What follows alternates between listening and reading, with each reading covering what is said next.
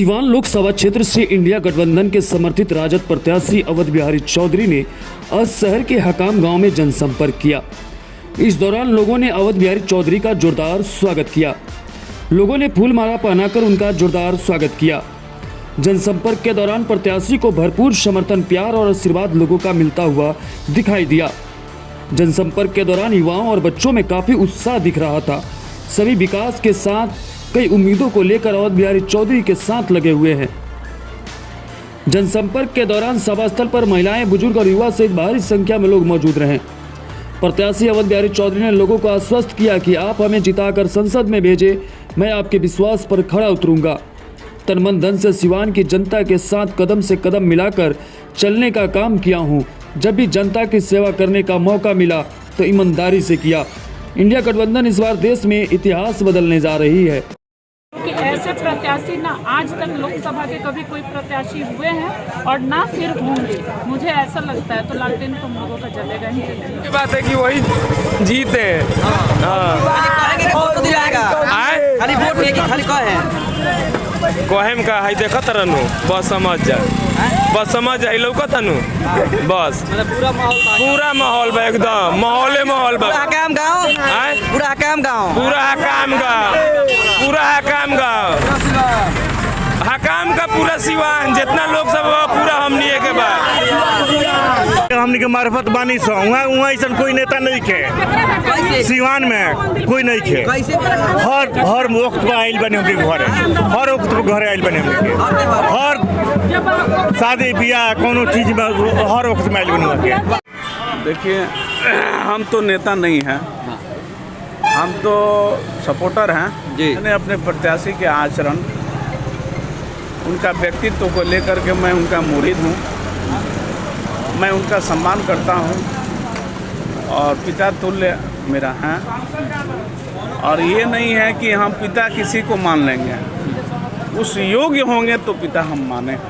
मेरी अपनी समझ है, अगर सीवान की जनता को प्यार, अगर स्नेह कोई देगा तो माननीय श्री अवध बिहारी चौधरी देंगे। अदर लोग जो कैंडिडेट हैं, आप लोग स्वतंत्र पत्रकार होते हैं, आप लोग अपने स्तर से ही चूज कर लें कि आप भी इसी जिला के रहने वाले हैं, आपका समस्या को सदन में कौन बेहतरीन ढंग से रख सकेगा जो कि आपका जिला का विकास हो सके, आपकी समस्याओं को वो रख सके, या कि हम हैं और हमारी बीबी लड़ेगी तो बीबी जाएगी, बीबी को जिता के जनता भेजेगी तो बीबी संसद में बोलेगी या कि हम बोलेंगे? बीबी बोलेगी। तो ये यहाँ की जनता के लोग सोचना है कि भाई मुझे क्या चाहिए, मुझे दलगत होके जिताना है कि व्यक्ति विशेष को जिताना है कि अच्छे लोगों को जिताना है। हम किसी को कुछ कह नहीं पाते। सोच के मुताबिक मैं जनता से अपील करूंगा कि भाई आप स्वच्छ छवि, अच्छे लोगों को, अनुभवी लोगों को जिता करके भेजें कि जो आपका समस्या को यहाँ से सांसद तक। आपको भी लगता है कि संविधान वाकई खतरे में है? बिल्कुल खतरे में है, बिल्कुल संविधान खतरे में है। किसी चीज़ का कोई माने मीनिंग नहीं है। आप देख ही रहे हैं, आचार संहिता जो है वो भी पालन करने में विपक्ष के लोगों को ही प्रभावित कर रहा है, पक्ष के लोगों को कोई प्रभावित नहीं कर रहा है। खुल्ला छूट है, एकदम खुल्लम छूट है।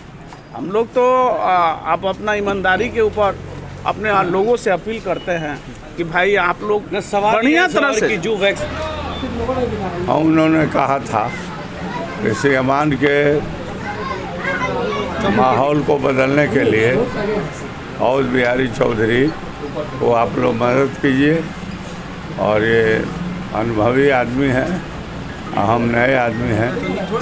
ये दिल्ली में पार्लियामेंट में सवाल उठाएंगे, हम बिहार में सवाल उठाएंगे, समस्याओं का निदान होगा। ये बड़हरिया के मीटिंग में होगा। तेजस्वी जी ने कहा है कि 1 करोड़ नौकरी देंगे महिलाओं को, 1-1 लाख रुपए हर साल, पूरा हो पाएगा? ये हम लोग के मैनिफेस्टो में है।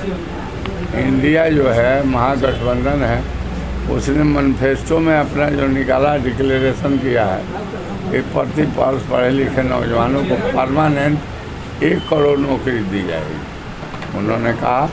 और बिहार में 17 महीना में 5 लाख से ज़्यादा नौकरी देकर दिखला दिया है कि नौकरी कमाने तेजस्वी जाता। अपार जन समर्थन है, लगता है कि लड़ाई अब कहीं रह गई है, इसलिए एक तरफा आपकी जीत देखी जा रही है। लड़ाई जो है जनता ने यह तय कर लिया है कि अब हम लोगों को इधर उधर नहीं भाग करके अवध बिहारी चौधरी के लालटेन को जिताना। सर लगातार जो है सब समुदाय के लोग आपको समर्थन कर रहे हैं और सिवान के गांधी के नाम से भी आना आप लोग जानते हैं और लंबे समय में आजकल आप 107 मुकदमा भी नहीं हुआ है। असल बात में गांधी का क्या सिद्धांत था?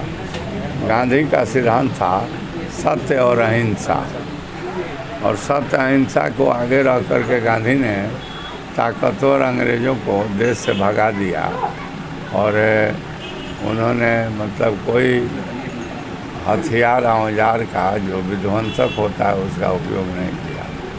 तो मैं भी उनके अनुयायी हूँ। सत्य और अहिंसा ही मेरा अपना आधार है और जो गांधी जी के दर्शन है वही मेरे लिए उदाहरण है, इसलिए वही आचरण करता हूँ। तो जब गलत आचरण जो नहीं करेगा उसको तो माना ही जाए कि गांधीयन है और गांधीयन थॉट से चलने वाला है, इसलिए हमको लोग सिवान के कोरोना वैक्सीन से मोदी जी का जो निकलता था पेपर पे फोटो गायब हो गया है सर्टिफिकेट से। कोरोना वैक्सीन जो पहले होता था तो उससे जो भी सर्टिफिकेट जो दिलाता था ना उस सर्टिफिकेट पे मोदी जी का फोटो हुआ करता था। अब जब से कंप्लेन उसमें दिक्कत आ रही है, हार्ट अटैक हो रहा है, उसको लगाने के बाद जो परेशानी आ रही है, अब सर्टिफिकेट निकालिएगा तो मोदी जी का फोटो उससे गायब हो गया है। मोदी जी अब लगता नहीं है कि भाई कौन दवाई दिलवाए थे तो उस समय लाभ हुआ है। आजकल लोग बोल रहा है कि वो जो सुई लिया है वो इफेक्ट कर गया है और उससे लोग मर रहे हैं, इसलिए अब जो है वो फोटोआ को धीरे से गायब कर दिए। उनको शंका हो गया है कि कहीं ये हंगामा तो नहीं हो जाएगा। तो यह माना जाना चाहिए कि भाजपा जो कह रही थी कि राम को लाएंगे अब राम से मिलवा रही है लोगों को स्वर्ग भेज के। भाजपा की हिम्मत है राम को बोलवाने का। राम तो सर्वव्यापी है, राम को कौन ले आएगा जी? राम तो सारा सृष्टि के सृष्टि करता है और जो सृष्टि करता है ये भाजपा ले आएगा राम को। ये तो नकली पूजा करता है, ओरिजिनल पुजारी तो हम लोग हैं।